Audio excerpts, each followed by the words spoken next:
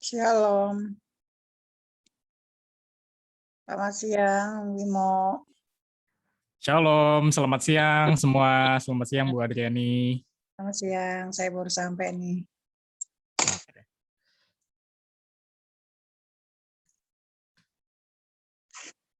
Kita tunggu kali yang lain ya. Siap. Halo semua, udah ada 10 plus yang onsite ya. Ya.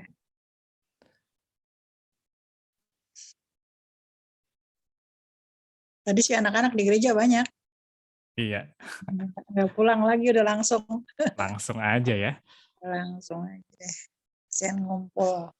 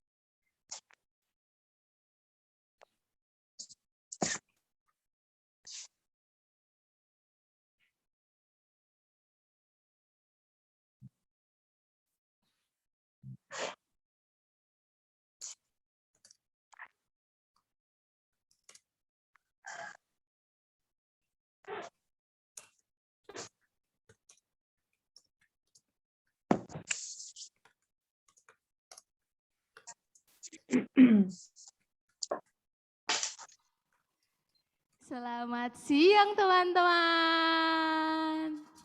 Siang Kak Cece. Nadanya Selamat sama sama siang. musik KPA ya. Halo teman-teman pemuda, teman-teman remaja, teman-teman yang ada di gereja. Ada Kak Bimo. Selamat siang Kak Bimo. Halo, shalom. Selamat hari Shalom. Minggu. Mungkin juga ada Tante Ade. Selamat siang Tante Ade kalau ada. Selamat siang, lagi ke belakang. Siang. Apa kabarnya nih teman-teman pemuda remaja? Baik ya. Luar biasa. Yes, yes, yes. Tuhan Yesus dahsyat. Wow, dahsyat. Teman-teman, sekarang kita mau memulai ibadah Komisi Pemuda Remaja. Teman-teman yang hadir melalui Zoom dipersilahkan untuk saat teduh sejenak.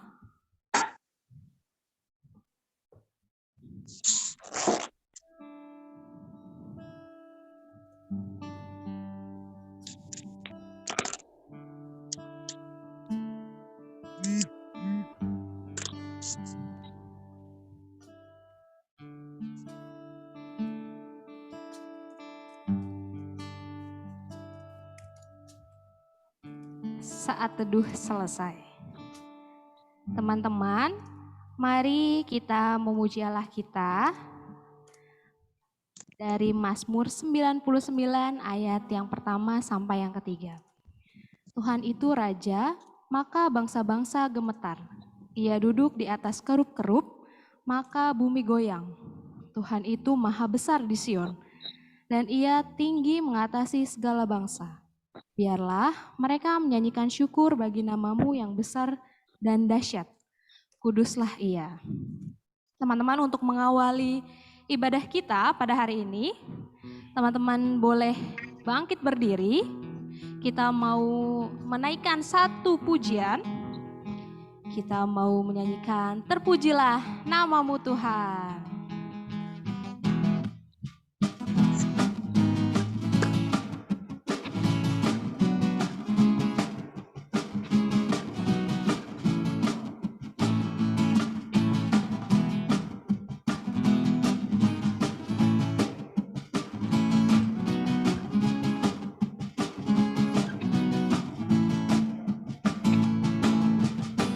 Terpujilah namamu Tuhan, kuat dan penuh kemuliaan. Satu suara kami nyatakan, kebesaran-Mu tetap selamanya. Terpujilah namamu Tuhan, ajaib dan penuh keagungan. Satu hati kami nyatakan, kerajaan-Mu kekal selamanya. Oh, oh, oh, Engkaulah Raja atas dunia, yang menghancurkan kutuk dan membebaskan jiwa. Kami bersorak, bertepuk tangan. Engkau Tuhan berjaya dan memerintah untuk selamanya.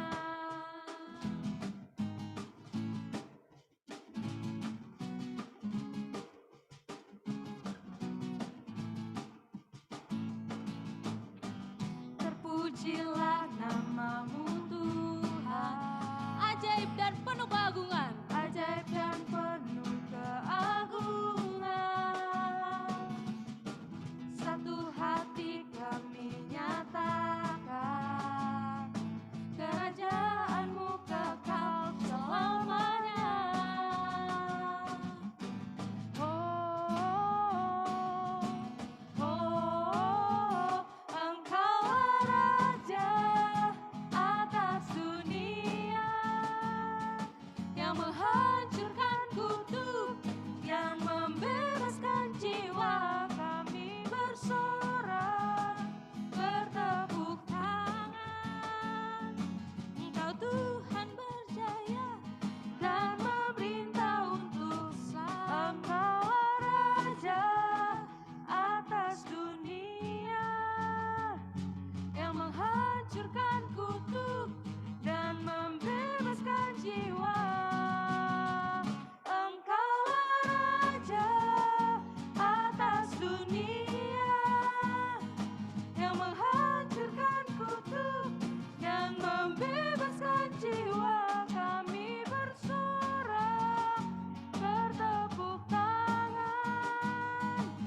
Engkau Tuhan berjaya dan memerintah untuk selamanya.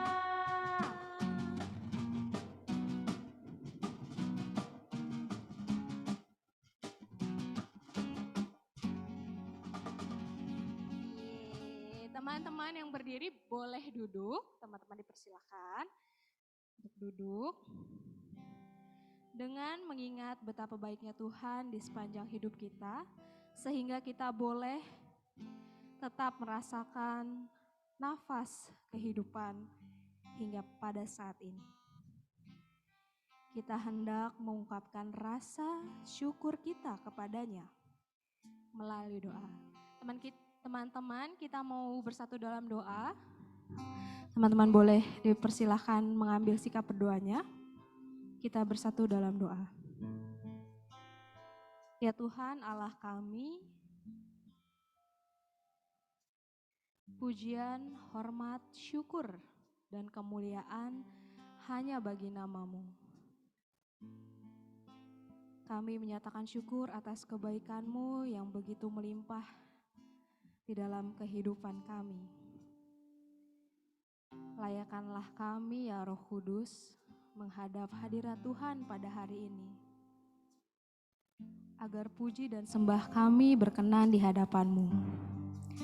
Di dalam nama Tuhan Yesus, Tuhan dan Juru Selamat kami berdoa dan mengucap syukur.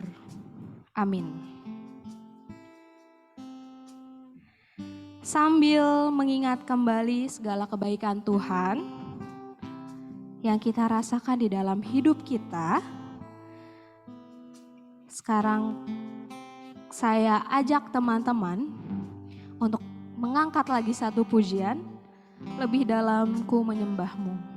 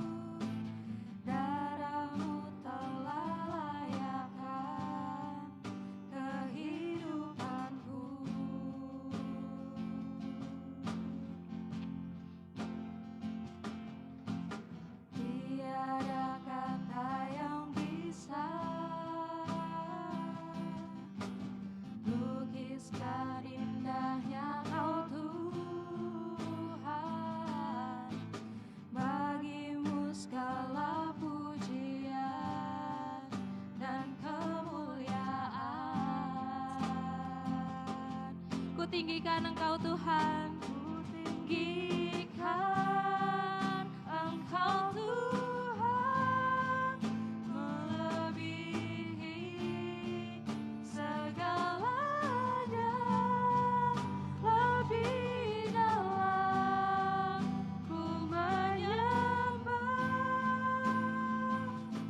dalam roh dan kebenaran. Teman-teman kita angkat puji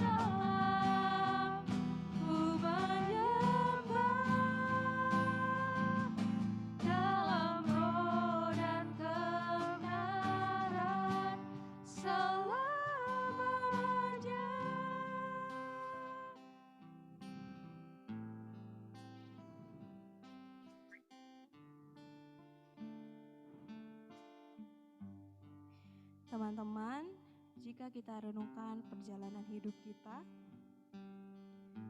mungkin tidak jarang kita hidup mengikuti kebiasaan yang jahat di mata Tuhan.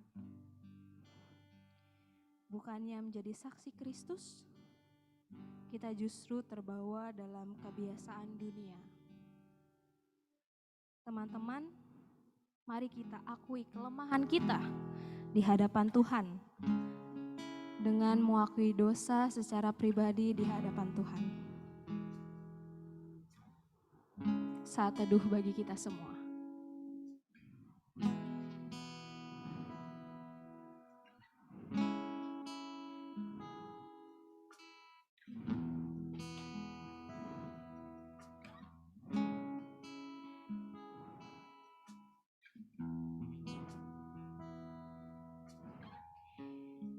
Mari kita berdoa.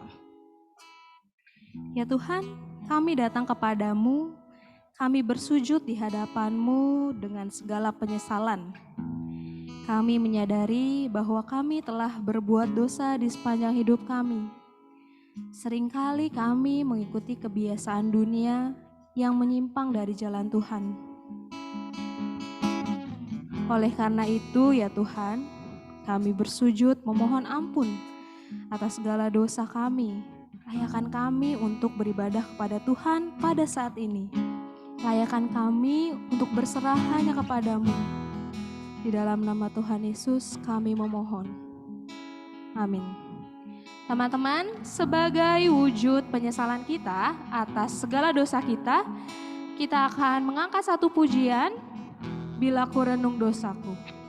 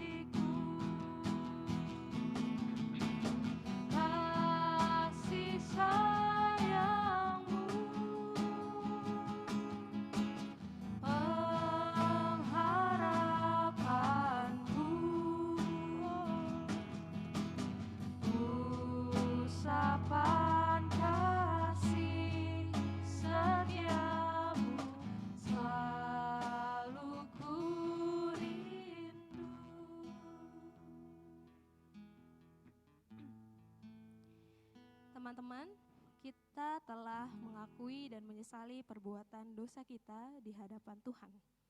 Percayalah bahwa Tuhan yang kita sembah adalah Tuhan yang maha baik. Ia selalu memberikan pengampunan bagi umatnya yang menyesali dosanya. Marilah kita berdiri, kita akan mendengarkan firman Tuhan yang menjadi berita anugerah pengampunan bagi kita. Sebagaimana tertulis dalam Yohanes 3, ayatnya yang ke-16 sampai yang ke-17.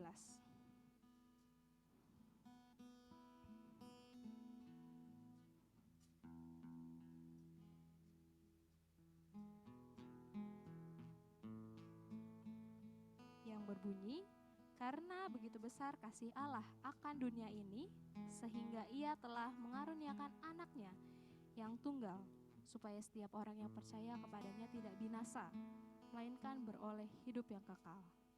Sebab Allah mengutus anaknya ke dalam dunia, bukan untuk menghakimi dunia, melainkan untuk menyelamatkannya oleh Dia.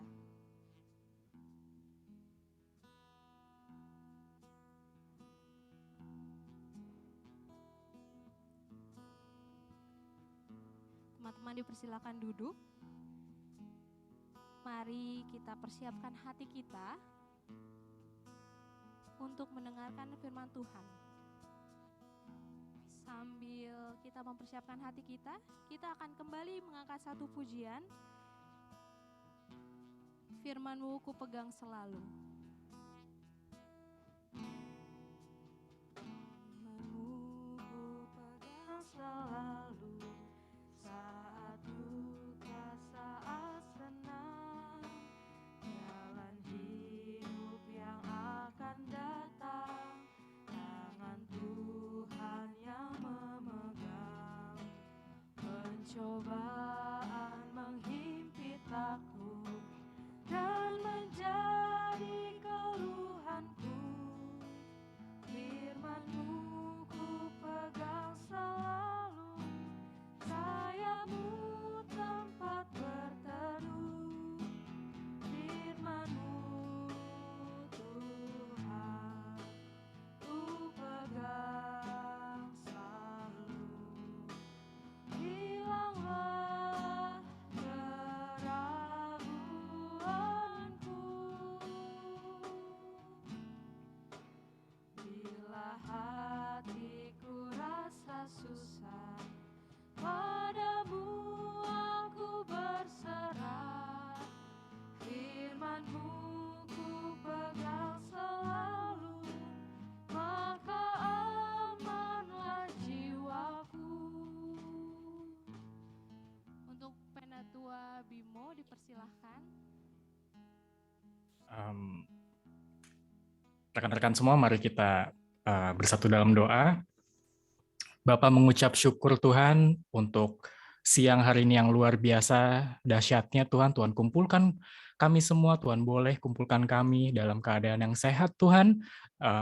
Dan kami siap Tuhan, sucikan hati kami, biarkanlah Roh Kudus-Mu menjamah kami Tuhan. Sehingga apa yang akan disampaikan pada siang hari ini Tuhan, firman-Mu, kami dapat mendengarkannya, memahaminya, dan melakukannya dalam kehidupan kami.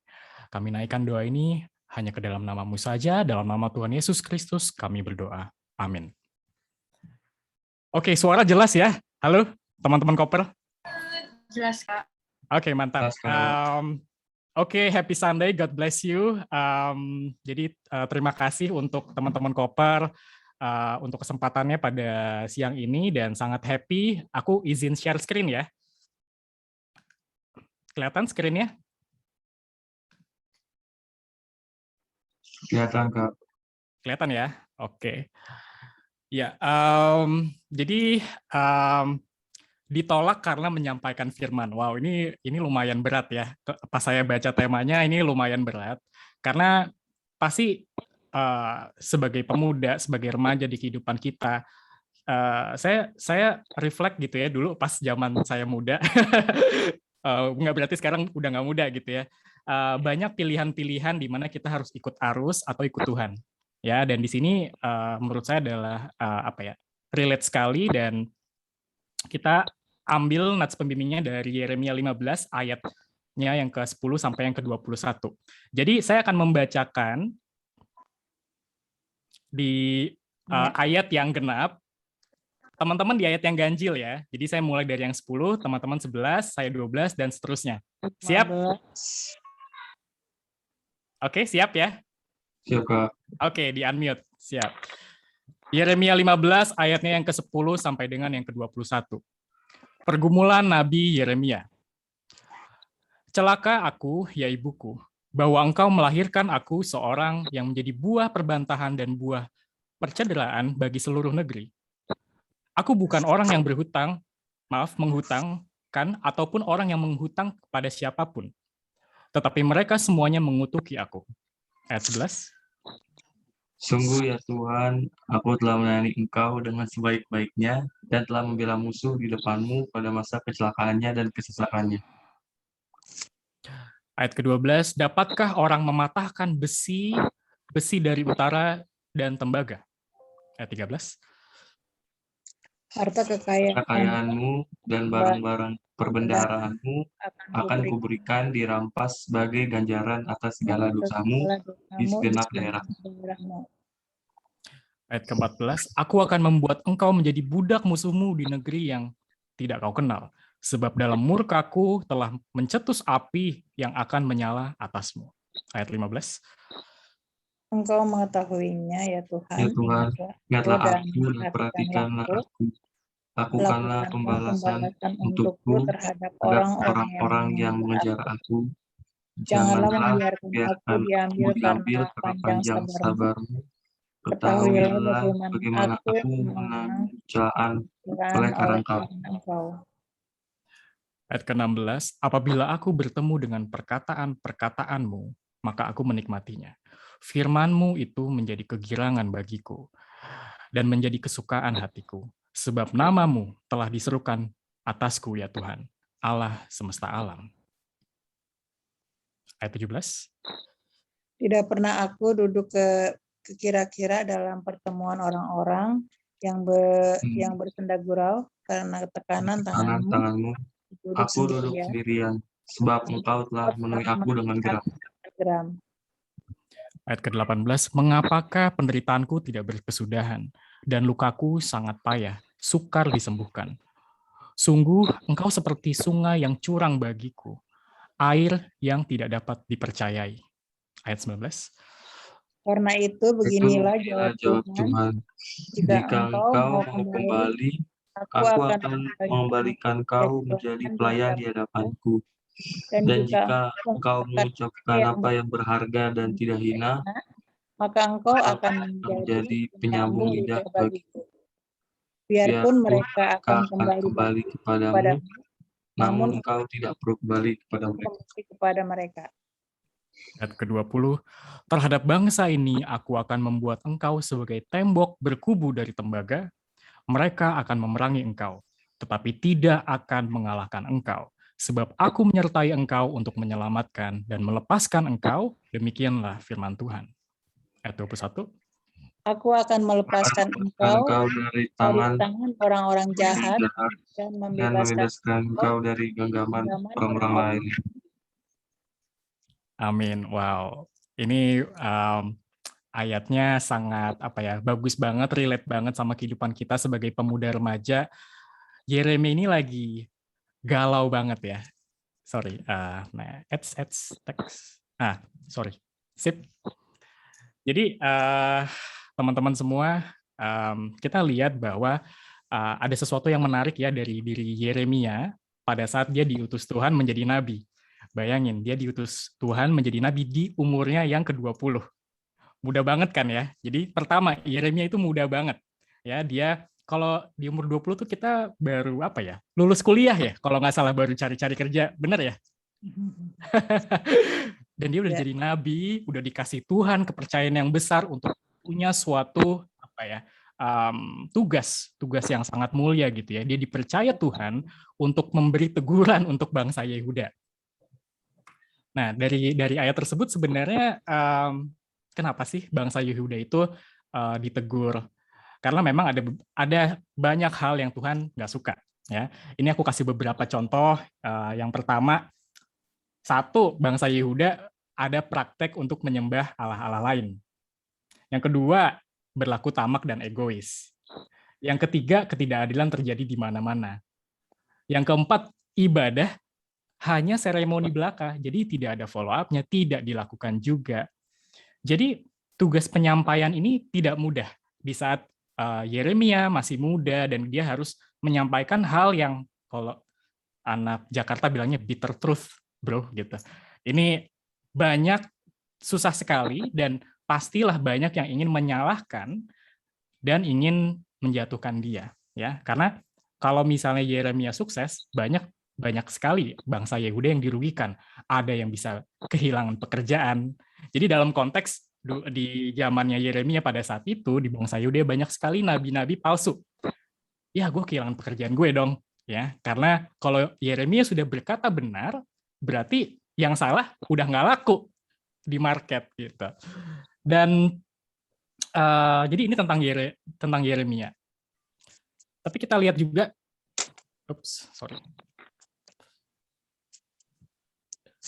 Yeremia itu stres banget, galau, desperate gitu.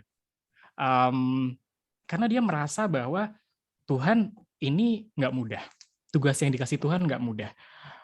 Bangsa Yehuda ini bangsa yang kalau bisa dibilang cukup bebal, nggak mau dengerin Tuhan. Dan ditambah dia juga masih muda gitu ya. Jadi Yeremia merasa adalah Tuhan memberikan tugas di luar, di atas, jauh-jauh di atas kemampuannya. Dan makanya dia bilang, celakalah aku gitu ya. Dan ini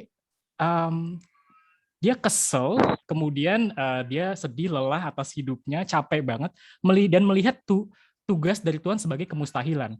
Jadi ada di ayat, di ayat,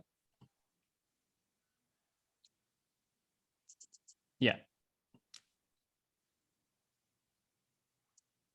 di ayat 12, Yeremia bilang, Tuhan, tugas ini ibarat mematahkan besi dari utara dan tembaga. This is impossible. Gitu. Tuhan, ini nggak mungkin. Ya, itu yang diserukan oleh Yeremia. Dan akhirnya apa? Yeremia meminta Tuhan untuk membebaskan dari tugas ini. Gitu.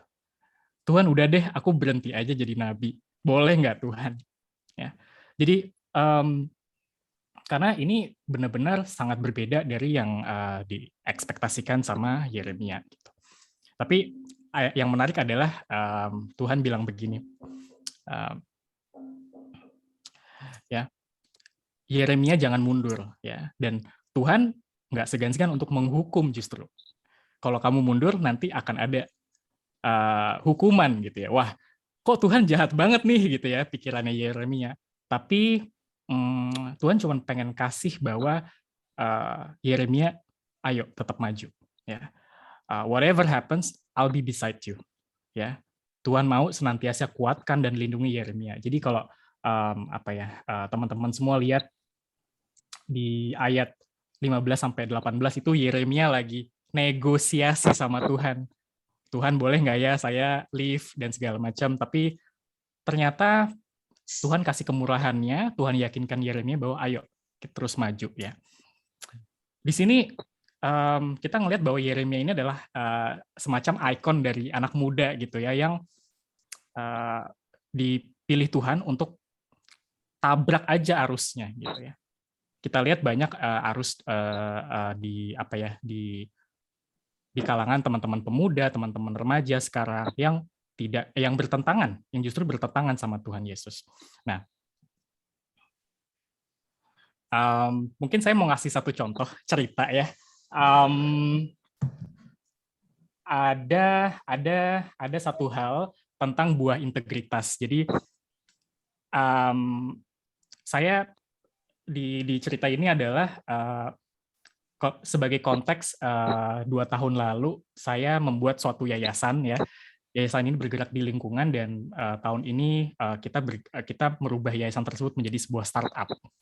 Singkat cerita adalah setahun lalu ada satu organisasi yang karya kami, gitu ya. Jadi mereka copy paste semua website kami, gitu ya, di di pitching deck-nya mereka, di presentasi mereka, pokoknya di semua channel as possible.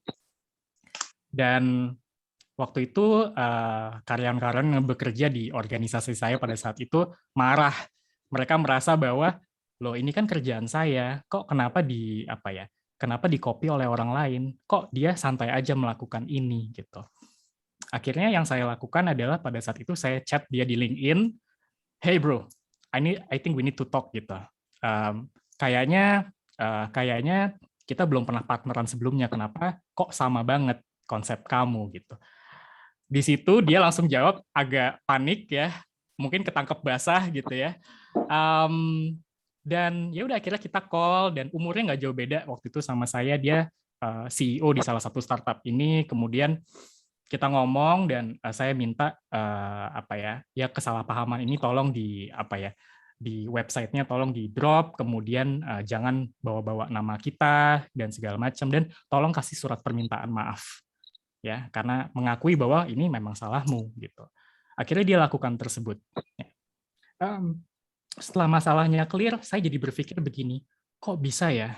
Maksudnya kita sama-sama anak muda, pemuda, remaja, kita juga sama-sama punya semangat pengen bikin perubahan, kok bisa saling merugikan satu sama lain ya?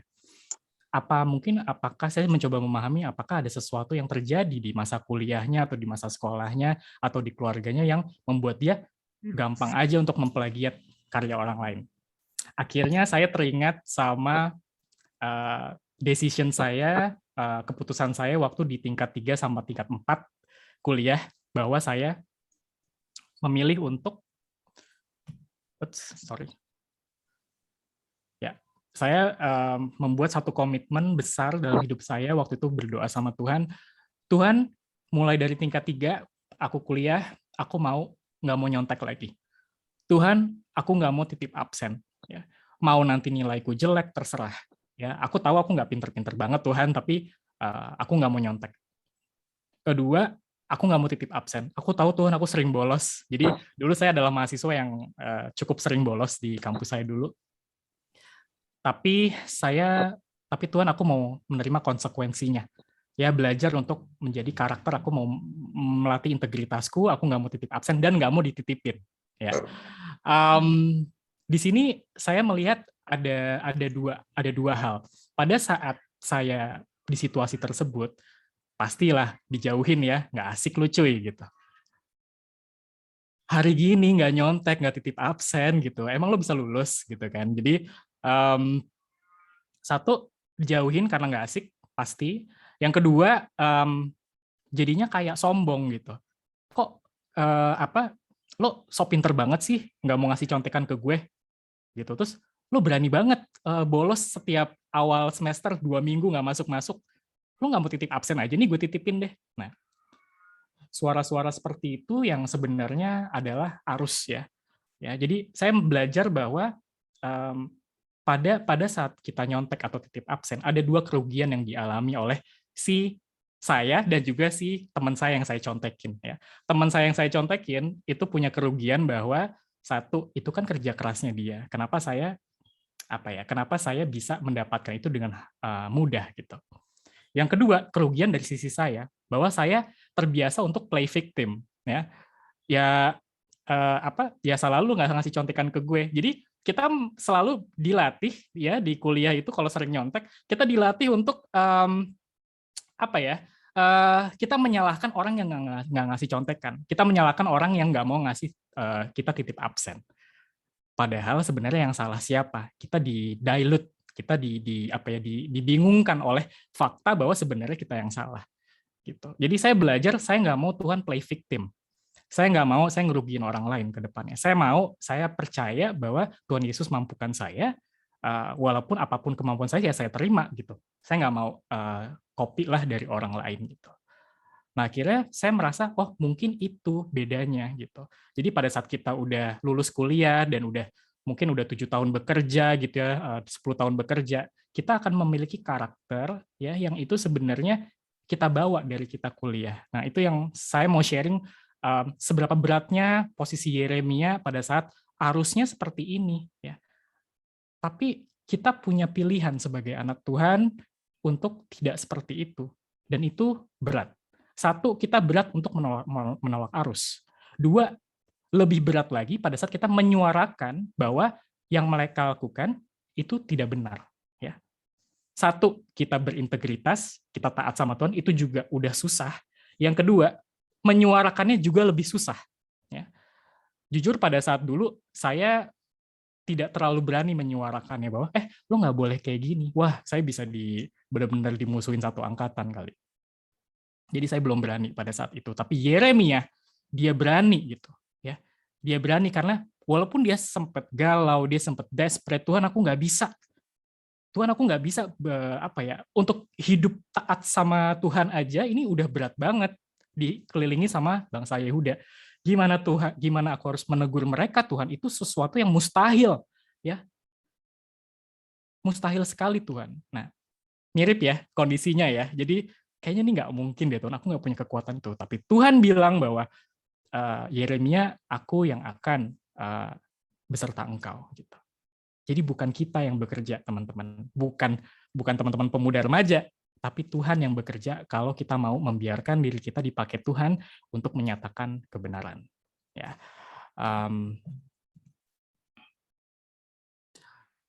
Oke.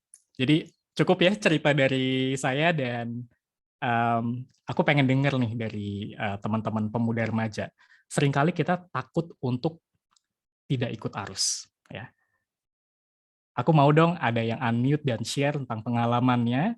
Ya, baik mau di sekolah atau di tempat kerja, ada arus yang begitu kuat yang teman-teman alami gitu ya, dan teman-teman takut untuk melawan itu. Ya, boleh ya di unmute ya. Mungkin ada 3 orang deh yang sharing ya, supaya kita tahu konteksnya seperti apa.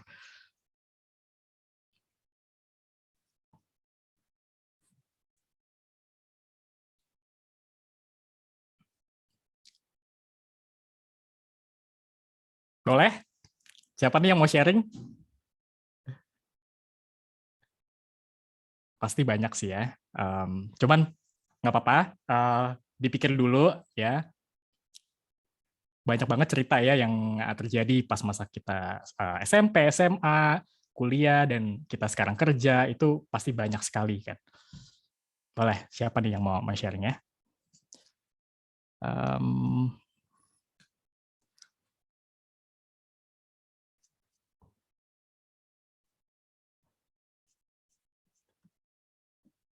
Mulai dari JJ dulu kali ya, J.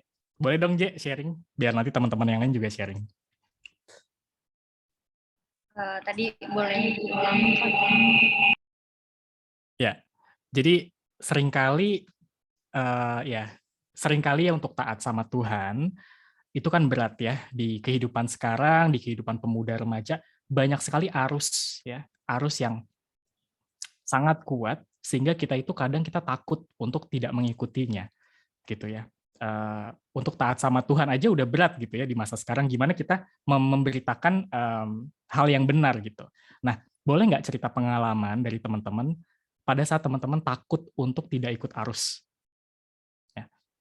Arus-arus negatif ya maksudnya ya, dari circle, dari sekolah, atau tempat kerja, atau apa.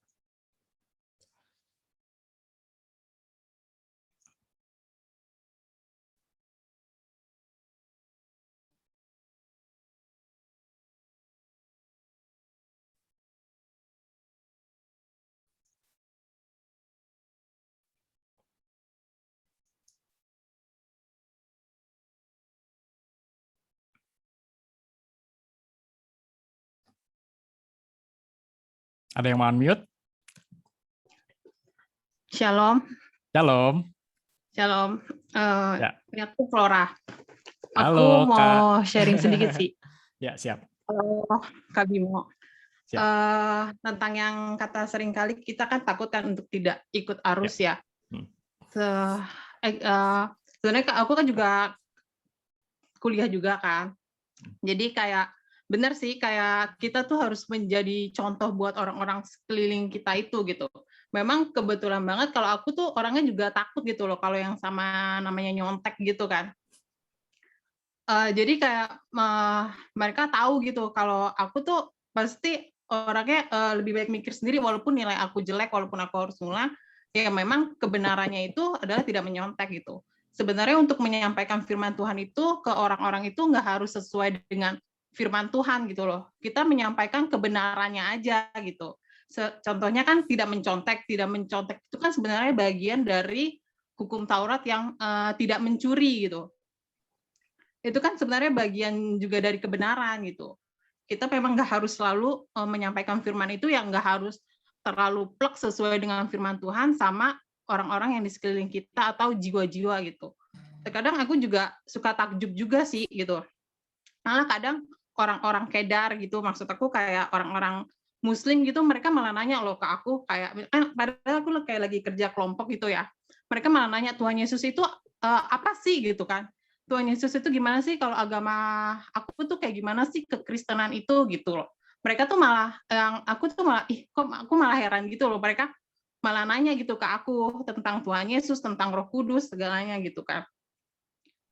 Ya seperti itu sih firman Tuhannya. Cuma jangankan kan tadi kalau kata Kak Bimo, ada gak yang kita seringkali takut untuk tidak ikut arus kayak di pekerjaan, di kuliah gitu. Jangankan di pekerjaan atau kuliah ya, aku jujur banget sih. Di keluarga aku aja, aku untuk menjadikan contoh untuk adik-adikku aja kita kadang suka susah kan gitu kan. Kita ngomong A gitu, tapi terkadang kita untuk memegang sebuah integritas itu loh yang susah sebenarnya. Kalaupun kita menyampaikan kebenaran kita ditolak, kadang aku sih nggak takut sih kalau misalkan menyampaikan menginjili gitu ya, menginjili orang terus ditolak gitu, aku sih kayaknya nggak takut sih, sebab kan aku mikirnya gini sih mindsetnya, Tuhan Yesus aja pernah ditolak kok, masa kita nginjilin orang ditolak, kita takut gitu, kita malu gitu. Kan Tuhan Yesus juga pernah dikatain, Tuhan Yesus juga pernah ditolak kan, dan dikatain aneh lah, dikatain sesat segala macam gitu. Aku kalau menginjil aja pun juga kalau misalkan ditolak pun juga ya udah memang Tuhan Yesus juga pernah tertolak kok gitu. Tapi ada satu ayat yang aku ingetin, ini yang perlu beware banget sih, yang perlu hati-hati sih.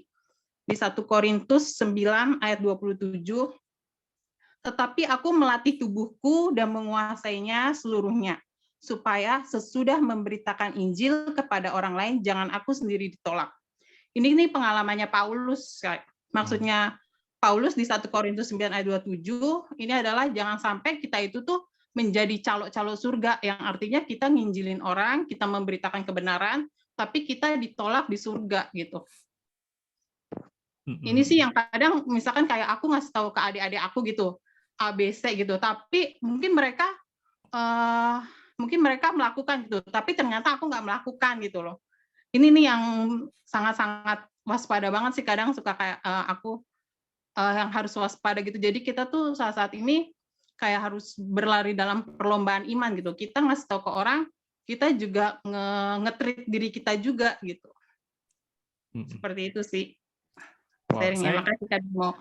Terima kasih Flora. Saya terinspirasi banget ya. Jadi saya tuh nangkep poinnya begini, kita itu harus taat dulu, kemudian pada saat kita memberitakan kebenaran, kita memberitakan firman, orang itu akan ngelihat dari hidup kita, ya. Lo aja masih kayak gitu, lo aja masih nyontek, ngapain lo bilang gue nggak nyontek? Nah, tapi pada saat kita sudah taat gitu ya, orang tuh justru jadi penasaran ya. Kalau bahasa bisnisnya itu namanya pull marketing.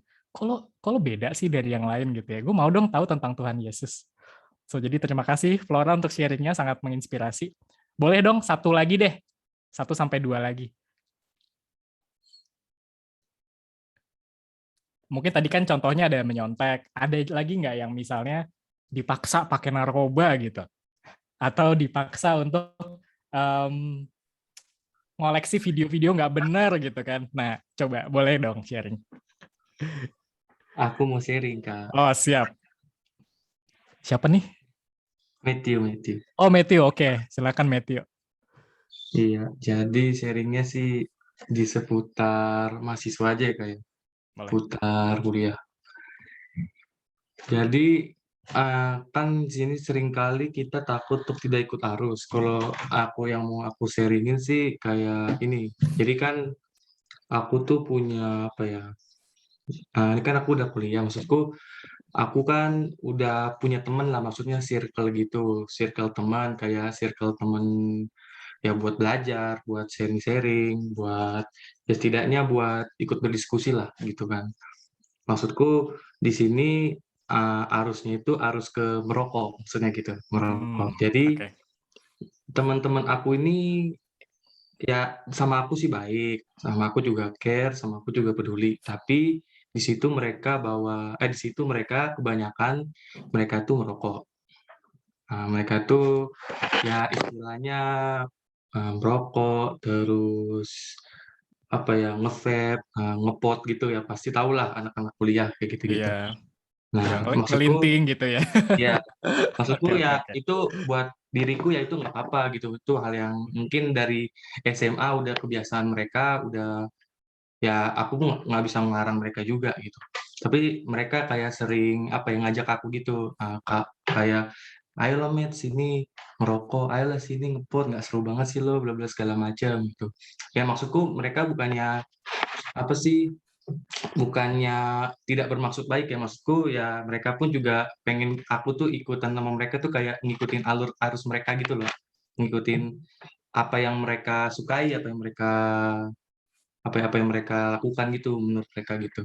Nah, tapi kan aku emang dari kecil ya, bukan dari kecil sih, dari kecil emang dari orang tua pun tidak diperbolehkan. Maksudku orang tua aku juga bilang kalau misalkan kamu mau merokok atau kamu mau nge-vape, nge-pot, ya intinya kamu harus bisa ngasilin duit sendiri dulu, baru kamu bisa kayak gitu.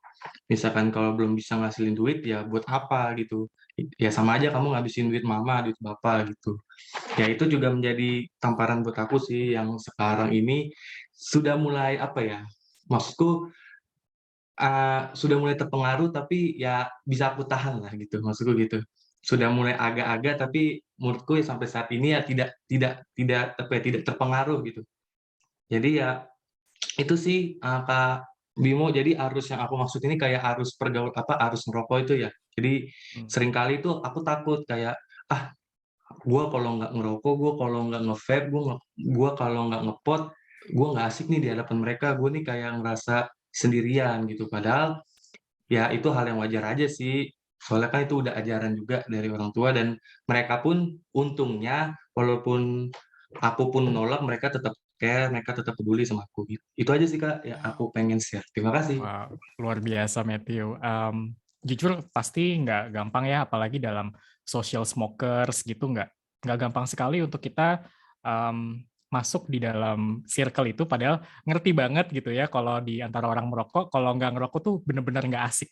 Aku pernah di situasi kayak gitu dan apa namanya, at the end ya sekarang kalau misalnya ada yang pada ngerokok dan segala macam, kalau kita ada di situ dan kita bisa tetap apa ya, tetap berkomunikasi dan lama-lama mereka juga nggak apa-apa gitu ya. Jadi setuju banget sama Matthew bahwa semuanya tergantung kita. Kalau emang kita apa ya tetap taat sama Tuhan untuk berintegritas gitu ya, ya nggak apa-apa sebenarnya. Itu pasti akan ada masanya juga gitu.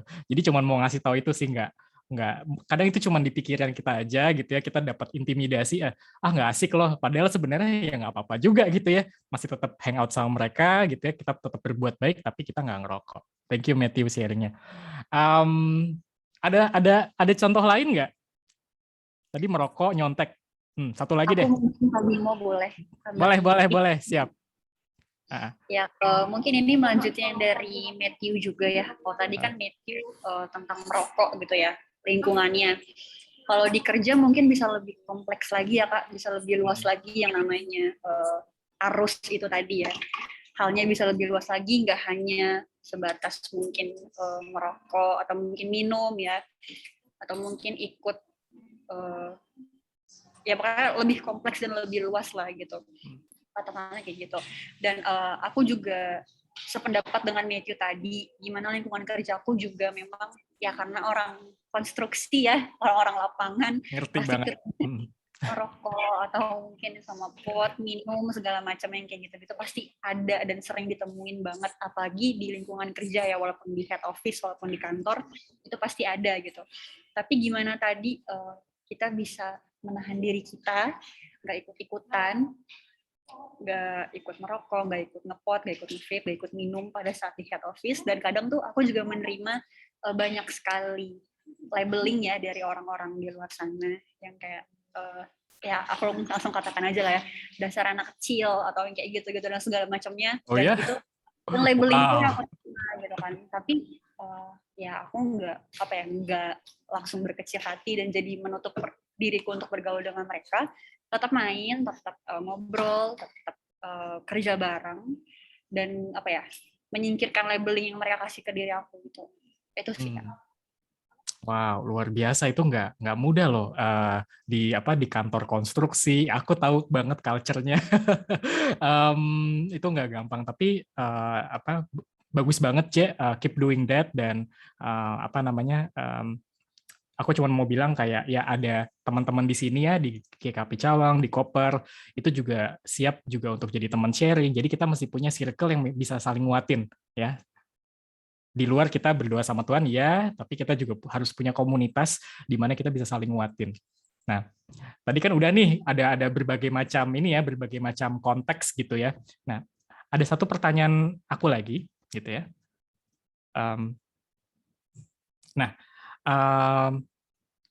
Ada nggak tips-tips dari teman-teman gitu ya yang sudah sukses untuk bisa taat sama Tuhan dan menyuarakan kebenaran ya?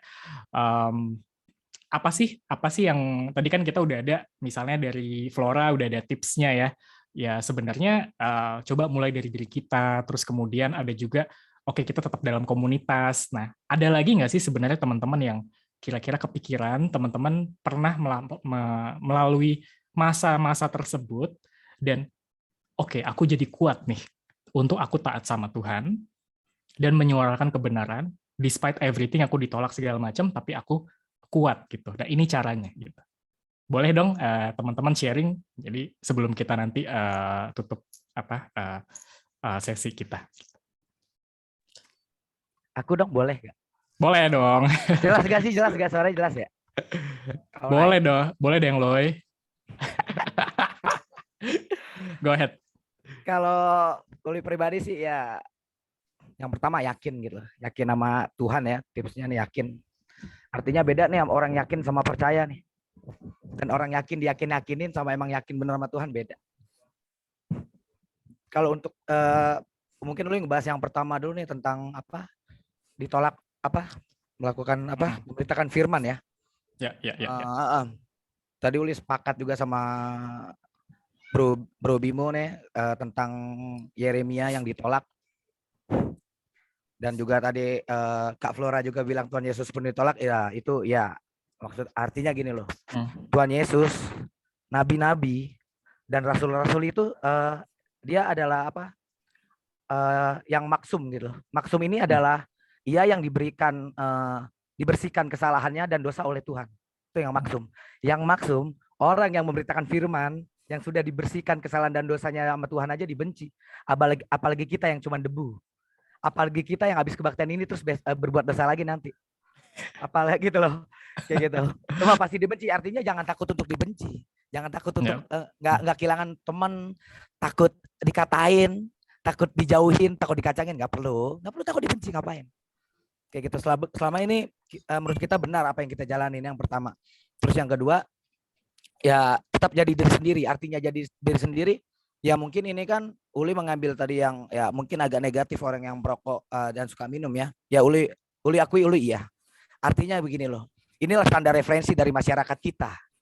Gitu loh. Standar referensi yang masyarakat kita adalah anak baik-baik itu harusnya tidak bertato loh. Anak yang baik-baik ini adalah anak yang tidak merokok. Anak yang baik-baik ini harusnya tidak minum. Siapa bilang? Ini kan menurut standar referensi masyarakat. Artinya baik ini relatif loh. Baik untukmu belum tentu baik untukku. Begitupun sebaliknya, jahat untukku belum tentu jahat untukmu. Seperti itu. Ya lebih ke jadi diri sendiri aja. Diri sendiri aja, diri teman-teman sendiri aja. Cuman bukan pasrah tidak mau membuat perubahan ya atau membangun karakter. Itu harus kayak gitu. Yang tadi Uli bilang kembali lagi, yang penting kita yakin diselamatin Tuhan. Sama Uli di sini pun pasti dapat penolakan lah. Gitu loh, rambut panjang, pendek nggak sama, kuping nggak beraturan nih, tato sampai kepala nih. Kayak gitu. Anak Tuhan apa anak Lucifer nih. Tapi tetap karena urusan uli pelayanan untuk bersyukur sama Tuhan, bukan untuk dibilang orang lain ului baik nih ya. Enggak perlu. Tapi emang ini urusan ului sama Tuhan, bukan urusan ului dengan perkataan orang lain. Itu aja, yang penting kayak gitu, yakin. Yakin aja, yakin. Mungkin itu aja deh. Thank you Bro Bim. Thank you Uloy, lo inspiratif Alright. banget, asik. Karena Uloy ini menurut saya personally, Uloy bisa breaking the stereotype ya, bahwa ya anak Tuhan sebenarnya juga punya stereotip ya, yang kelihatannya seperti apa, tapi Uloy bisa membuktikan bahwa oke, memang tampilanku seperti ini, tapi aku juga sebenarnya juga taat loh sama Tuhan. Dan mungkin another point lagi adalah, jadi tadi diskusi kita nggak bermaksud sama sekali untuk mengintimidasi, ya. Mungkin ada sekarang teman-teman yang masih ngerokok, teman-teman juga yang masih minum, gitu kan. Dan sebagainya, Tuhan aja pemaaf gitu ya. Jadi as long as kita juga selalu berusaha untuk kita mencari kehendak Tuhan, dan sebenarnya apa sih yang Tuhan mau dalam hidup kita, ya. Dan ada progres dalam perubahan tersebut gitu, itu yang Tuhan mau. Jadi itu aja. Jadi semangat teman-teman yang udah udah taat, tapi please jangan merasa terintimidasi. Untuk teman-teman yang masih banyak masih banyak merasa tidak sesuai standar, itu jangan jadikan intimidasi, tapi berserah kepada Tuhan, minta Tuhan bahwa kita punya kekuatan untuk merubahnya dan bisa punya kekuatan untuk menyuarakan kebenaran ke orang lain. Oke. Sudah. Thank you. Mungkin ada pertanyaan? Kalau ada pertanyaan boleh. Boleh. Sedikit mau menambahkan nih, Bung Bimo. Boleh. Siap. Cuma bentuk sedikit nasihat aja buat pemuda remaja. Begini Bung Bimo dan juga rekan-rekan pemuda yang Tuhan kasihi, hidup itu adalah dua pilihan. Tuhan mengajar kita untuk hidup taat dan setia akan perintahnya, bukan malah meninggalkan atau melanggar perintahnya. Terkadang godaan dunia memang sangatlah menggiurkan. Tapi kalau kita sungguh bertanggung jawab atas diri kita untuk melakukan perbuatan yang lebih bermanfaat untuk diri kita dan teman-teman kita, agar tidak mudah tergoda oleh arus kehidupan hanya untuk nikmat sesaat. Alangkah baiknya kita belajar hidup lebih taat dan menjauhkan hal-hal yang tidak berguna, lebih percaya diri dan lebih dewasa untuk menjaga pencitraan diri kita sendiri dan keluarga kita, misalnya yaitu orang tua atau adik-adik kita atau kakak-kakak kita. Cukup sekian itu aja, semoga bermanfaat. Terima kasih. Terima kasih Bu Adriani. Oke. Mau nambahin satu lagi boleh Kak Bimo? Boleh dong. Ini lebih buat menguatkan lagi aja kali ya, melengkapi juga. Ada firman Tuhan yang bilang di 1 Korintus 10 ayat 23 yang mengatakan, segala sesuatu diperbolehkan, benar, tetapi bukan segala sesuatu berguna. Segala sesuatu diperbolehkan, benar, tetapi bukan segala sesuatu membangun. Itu dikutip dari 1 Korintus 10 ayat 23. Itu aja Kak Bima buat nambahin. Terima kasih. Semoga kita bisa melakukan, Tuhan kasih kita kebebasan, semoga semua yang kita lakukan berguna ya. Thank you untuk tambahannya. Oke, untuk menutup mungkin aku mau kita singkat tutup dalam doa ya. Mari kita bersama dalam doa. Bapa, terima kasih Tuhan untuk firman yang disampaikan pada siang hari ini. Tuhan, kiranya kami Tuhan bimbing Tuhan senantiasa untuk menjadi taat kepadamu, untuk dapat menunjukkan bahwa inilah anak-anak Kristus, supaya kami bisa menunjukkan bahwa kami berbeda ya Bapa dari dunia, dan kami bisa menyuarakan kebenaran sesuai dengan firman-Mu saja. Tuhan, biarkanlah kami Tuhan berproses.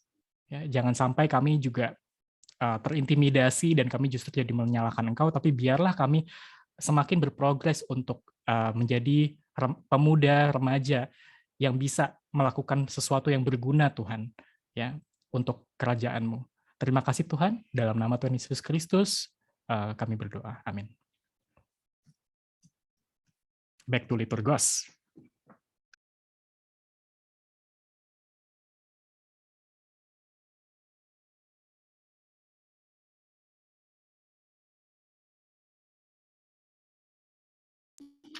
Kak Bimo mungkin bisa langsung dipimpin dalam doa syafaat. Oke, boleh. Siap. Baik, mari kita bersatu di dalam doa, teman-teman semua. Oke, sebentar, aku buka catatan ini ya, poin-poin doanya. Mari kita bersatu dalam doa. Bapak mengucap syukur Tuhan, kami mau berdoa syafaat pada siang hari ini. Kami bersyukur bahwa ibadah yang pada siang ini Tuhan boleh jalankan dengan sangat baik, tidak ada masalah teknis dan koneksi. Kami bersyukur Tuhan. Kami bersyukur juga senantiasa Tuhan berikan kesehatan kepada kami sampai detik ini, dan kami berkumpul untuk perjumpaan dengan Tuhan. Tuhan, kami mau berdoa untuk pengurus dan teman-teman Koper, agar kami selalu Tuhan berikan kesehatan, energi, dan terus punya kerinduan untuk melayani serta beribadah kepada Engkau. Kami berdoa untuk teman-teman Koper juga yang sekarang di dalam tahap hidupnya sedang mau memasuki kuliah misalnya, teman-teman yang masih sekolah, ya, Tuhan selancarkan semua prosesnya.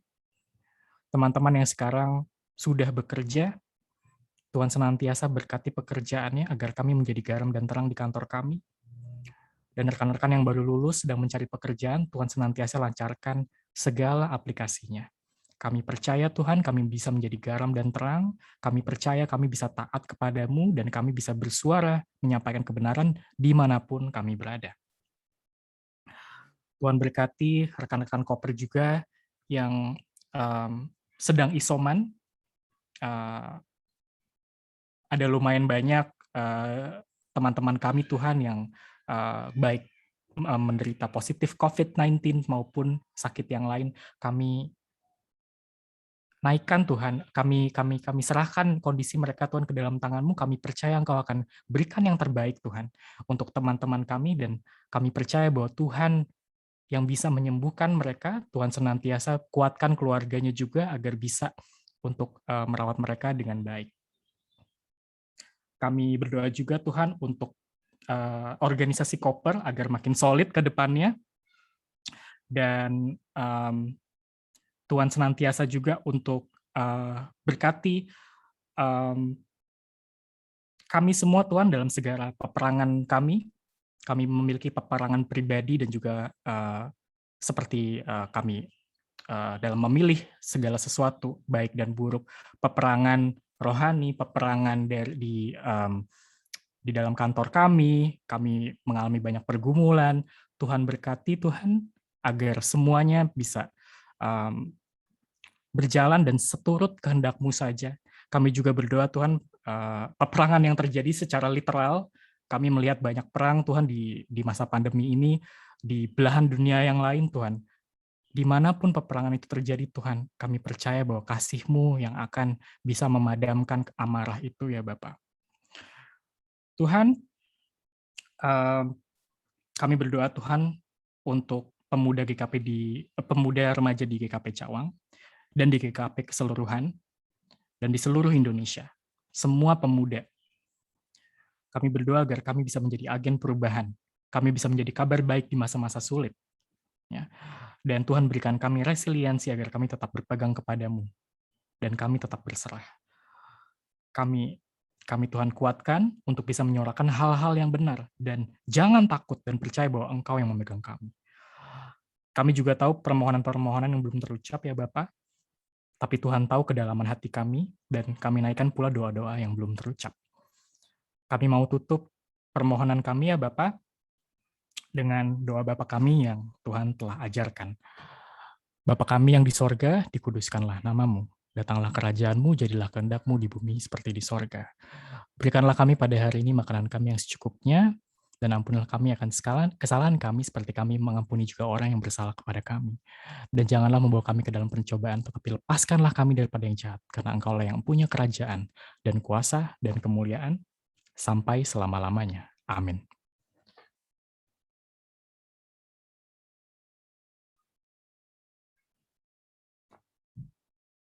Amin.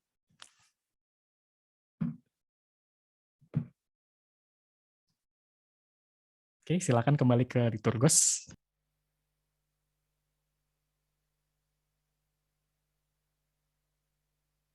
Liturgo, silahkan dilanjut. Ya, terima kasih Kak Bimo atas khotbah yang disampaikan. Sama-sama. Ya, Tuhan berkati ya. Teman-teman, sekarang kita saatnya mengumpulkan persembahan.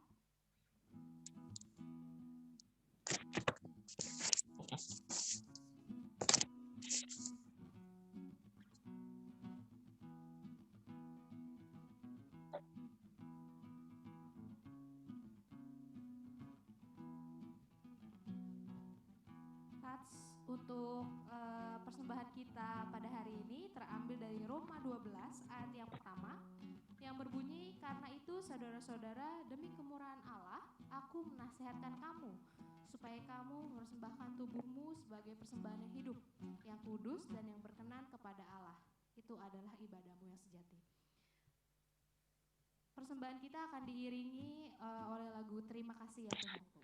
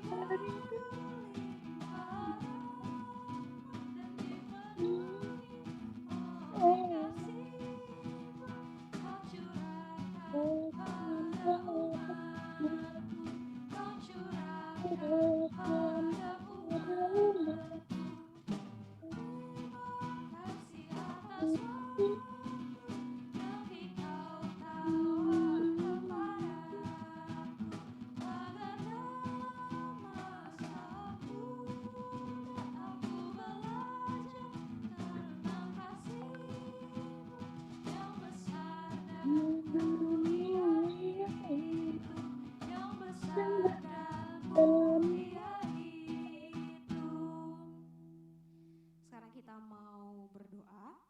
Mari kita menyerahkan persembahan ini dengan berdoa. Ya Tuhan, kami sungguh bersyukur karena Engkau berkenan menyapa kami melalui kebenaran firman Tuhan yang telah disampaikan melalui khotbah. Sebagai ungkapan syukur kami telah mengumpulkan persembahan yang akan kami serahkan ke gereja kami, GKP Ebenezer Cawang. Kiranya Tuhan berkenan memberkati agar persembahan ini dapat digunakan oleh pelayan-pelayan-Mu di GKP Ebenezer Cawang untuk mendukung pelayanan yang dilakukan oleh gereja-Mu. Di dalam nama Tuhan Yesus, kami berdoa dan bersyukur. Amin. Wah, sudah sampai di penghujung ibadah kita. Teman-teman diundang untuk bangkit berdiri. Kita akan menutup ibadah kita pada hari ini. Kita akan menaikkan satu lagu, Aku Tuhan Semesta.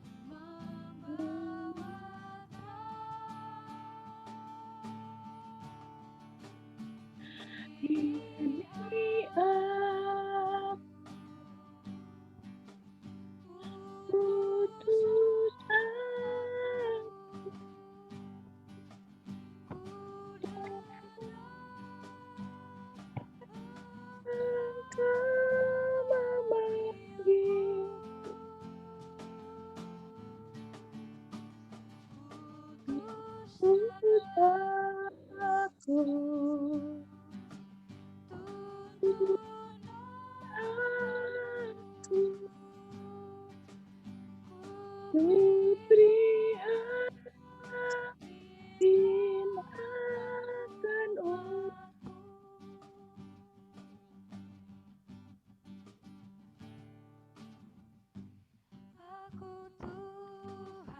akan Tuhan semesta.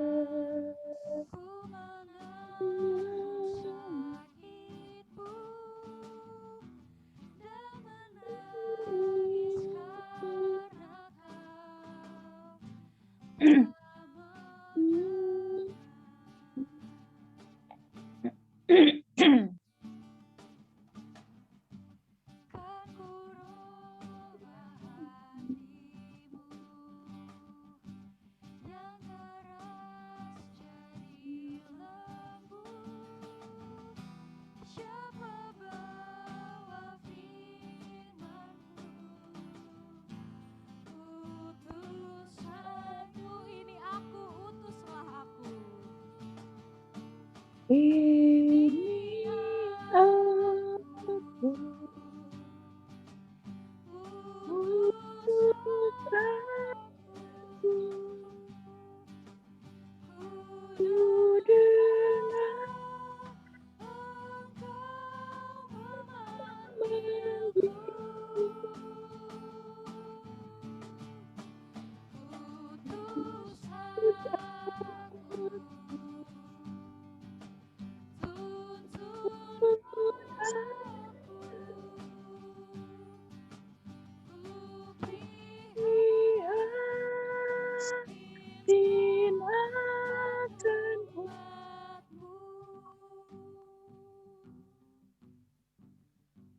Untuk Kak Bimo, dipersilahkan untuk memberi berkat.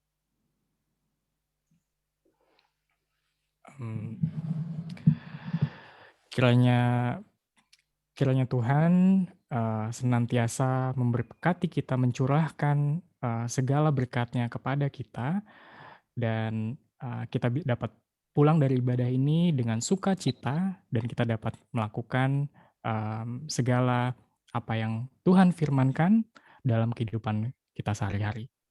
Amin. Amin. Baktian selesai. Terima kasih Bapa, terima kasih Bapa di dalam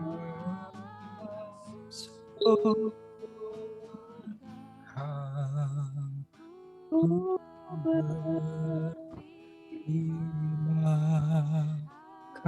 kasih. Amin.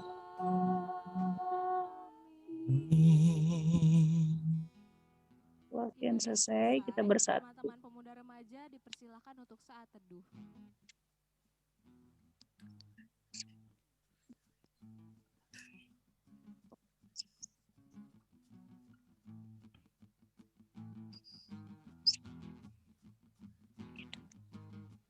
Saat teduh selesai, ibadah Baktian pemuda remaja selesai. juga Terima selesai. kasih Penatua Bimo untuk Kak pelayan Dede, firman-Nya. ini mau foto atau enggak? Teman-teman yang Salam buat adiknya yang sedang sakit. Semoga Tuhan Siap. sembuhkan, pulihkan ya. Amin. Terima kasih untuk doanya. Dan juga rekan-rekan pemusik yang sudah melayani pada hari ini. Terima kasih, Tuhan berkati buat pelayanan koper. Boleh foto buat laporan ke itu KMJ. Iya. Kita foto yuk. Ya, kita foto, dibuka videonya. Ayo, yang belum mandi siapa nih? Yang belum mandi coba dibuka biar kelihatan. Matthew, Givo, Gendis, Elsa. Videonya dibuka. Ayo, dinyalain dulu kameranya.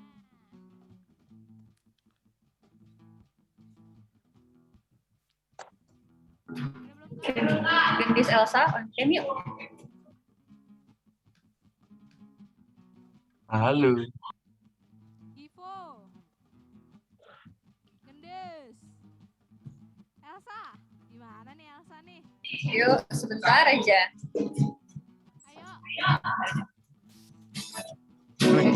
Lagi pada makan. Oke, sip. Lagi makan ya. Bener-benerin rambut dulu.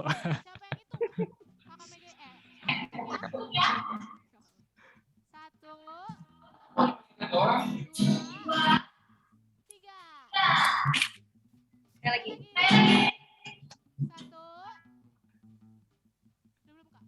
Satu, dua, tiga.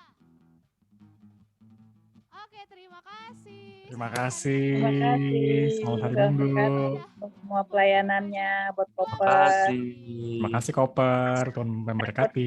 Ya, buat Natwa Bimo juga buat adiknya yang lagi sakit cepat sembuh ya. Tuhan berkati. Ya, terima kasih Bu Adriani. Saya izin live ya.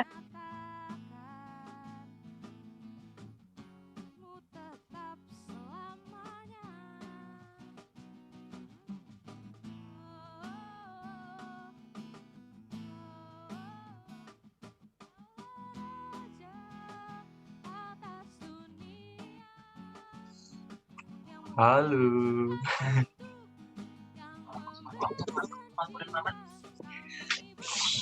Lama banget sih. Ini kasih kerjanya Tutus nih, yakin gue. Ini suaranya kecil banget.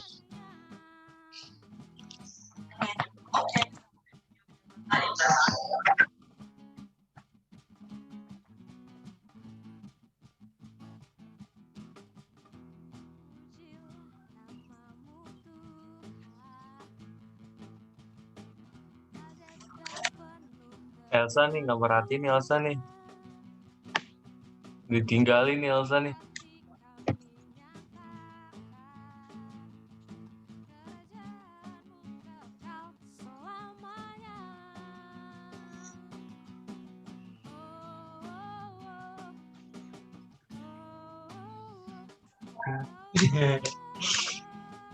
Bulan nih.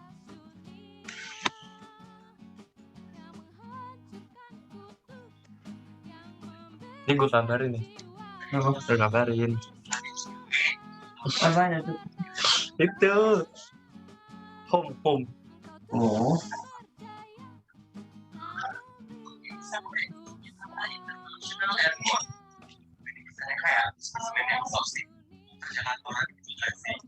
Tapi